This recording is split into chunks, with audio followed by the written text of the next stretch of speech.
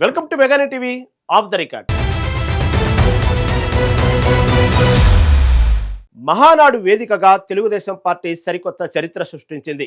2029 ఎన్నికల్లో చట్టసభల బిల్లుతో సంబంధం లేకుండా 33% సీట్లు మహిళలకే కేటాయిస్తామంటూ నారా లోకేష్ చేసిన సంచలన ప్రకటన ఇప్పుడు తెలుగు రాష్ట్రాల్లో హాట్ టాపిక్ గా మారింది. స్త్రీ శక్తి థీమ్తో హైబ్రిడ్ విధానంలో తొలి రోజే సూపర్ సక్సెస్ అయిన మహానాడు విశేషాలు, సీనియర్ నేతల సరికొత్త రాజకీయ వ్యూహాలపై ప్రత్యేక కథనం.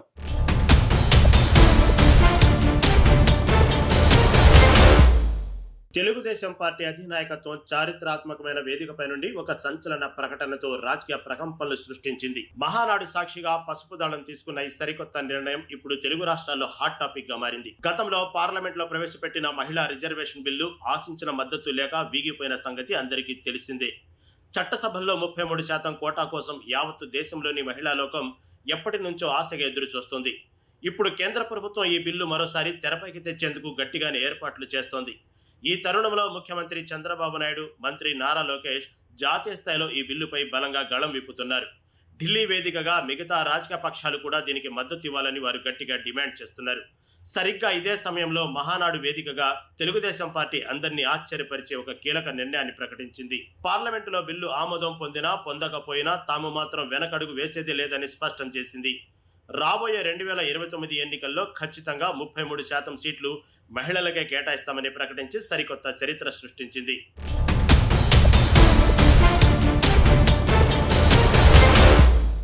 తెలుగుదేశం పార్టీ ప్రతిష్టాత్మకంగా నిర్వహించిన హైబ్రిడ్ మహానాడు తొలి రోజే అత్యంత విజయవంతంగా ముగిసింది. డిజిటల్ విప్లవానికి కేర్ ఆఫ్ అడ్రస్ అయిన టీడీపీ ఈసారి సరికొత్త ఆఫ్లైన్, ఆన్లైన్ మోడ్లో దీనిని నిర్వహించింది. 2 రోజుల పాటు సాగే ఈ పండుగలో మొదటి రోజే పార్టీ శ్రేణులు భారీ ఎత్తున ఉత్సాహంగా పాలు పంచుకున్నాయి. అధినేత చంద్రబాబు నాయుడుతో పాటు పార్టీ యువనేత నారా లోకేష్ తన మార్కు ప్రసంగాలతో కార్యకర్తల్లో జోష్ నింపారు. ముఖ్యంగా నారా లోకేష్ ప్రత్యర్థి పార్టీ అయిన వైసీపీపై తనదైన శైలిలో విరుచుకుపడ్డారు. పదునైన సెటేరికల్ పంచ్లతో సాగిన లోకేష్ ప్రసంగం మహానాడుకు వచ్చిన వారందరినీ విశేషంగా ఆకట్టుకుంది. క్షేత్రస్థాయి నుంచి వచ్చిన పార్టీ శ్రేణులతో ఆయన నేరుగా మమేకవ్వడమే ఈ తొలి రోజు సభకు అసలైన హైలైట్ గా నిలిచింది. స్త్రీ శక్తి థీమ్తో ముందుకు సాగిన ఈ వేదికపై మహిళల సాధికారితకు సంబంధించి కీలక ప్రకటన వెలువడింది. చట్టసభల్లో బిల్లు ఆమోదంతో సంబంధం లేకుండా మహిళలకు రాజకీయంగా పెద్దపీట వేస్తామని ఈ వేదిక సాక్షిగా ప్రకటించారు. ఈ సంచలన నిర్ణయంతో రాబోయే ఎన్నికల నాటికి తెలుగుదేశం పార్టీలో సరికొత్త రాజకీయ సమీకరణాలు మొదలు కానున్నాయి.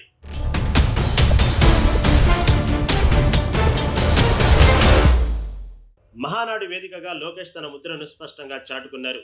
స్త్రీ శక్తి అనే ప్రధాన నినాదంతో సాగిన ఈ సభలో మహిళా లోకానికి ఆయన ఒక అద్భుతమైన హామీ ఇచ్చారు.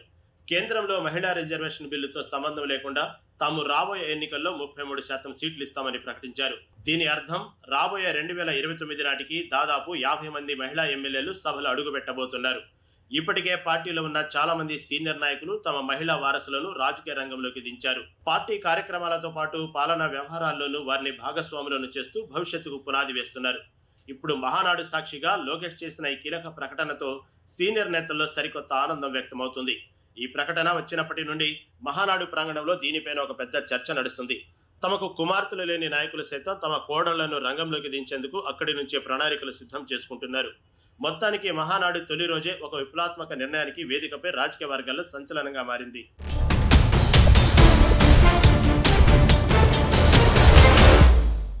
చట్టసభల్లో మహిళలకు ప్రాతినిధ్యం పెరగాలనేది తెలుగుదేశం పార్టీ వ్యవస్థాపక కాలం నుండి ఆశయం.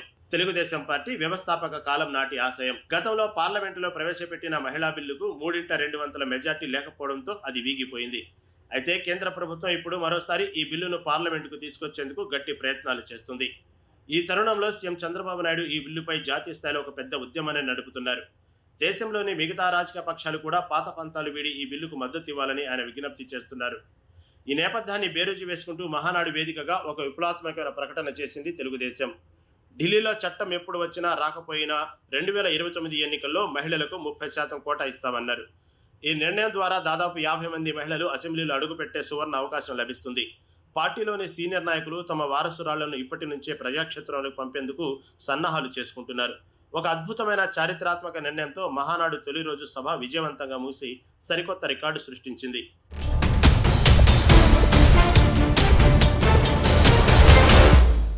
తొలి రోజే ఊహించని స్థాయిలో సక్సెస్ అయిన ఈ సభలో నేతలు ప్రసంగాలు హోరెత్తించాయి.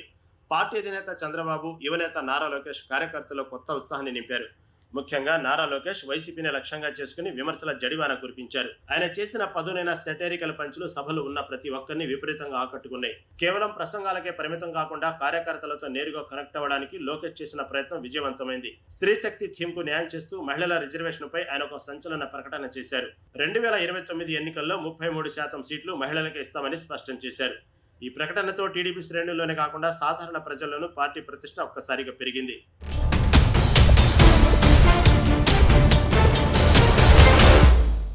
ఈ చారిత్రాత్మక నిర్ణయంతో పార్టీలోని సీనియర్ నాయకులు తమ భవిష్యత్తు రాజకీయ వ్యూహాలకు పదును పెడుతున్నారు. ఇప్పటికే పలువురు నేతలు తమ కుమార్తెలను రంగంలోకి దించి పార్టీ బాధ్యతలను అప్పగిస్తున్నారు. అయితే కుమార్తెలు లేని నాయకులు సైతం ఈ అవకాశాన్ని వదులుకోవద్దని గట్టిగా భావిస్తున్నారు. అందుకోసం తమ కోడళ్లను రాజకీయాల్లోకి తీసుకొచ్చి పోటీ చేయించేందుకు ప్రణాళికలు రచిస్తున్నారు.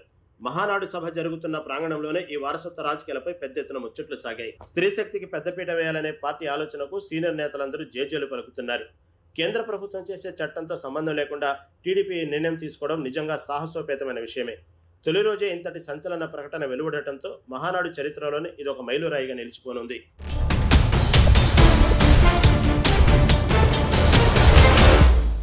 పార్లమెంటు చట్టాలతో పని లేకుండా మహిళా సాధికారితకు తామే నిలువెత్తు నిదర్శనమని తెలుగుదేశం పార్టీ ఈ నిర్ణయంతో నిరూపించింది. రాబోయే 2029 ఎన్నికల్లో 50 మందికి పైగా మహిళా ఎమ్మెల్యేలు సభకు పంపేందుకు ఇప్పటి నుంచే రూట్ మ్యాప్ సిద్ధం చేసుకుంటోంది.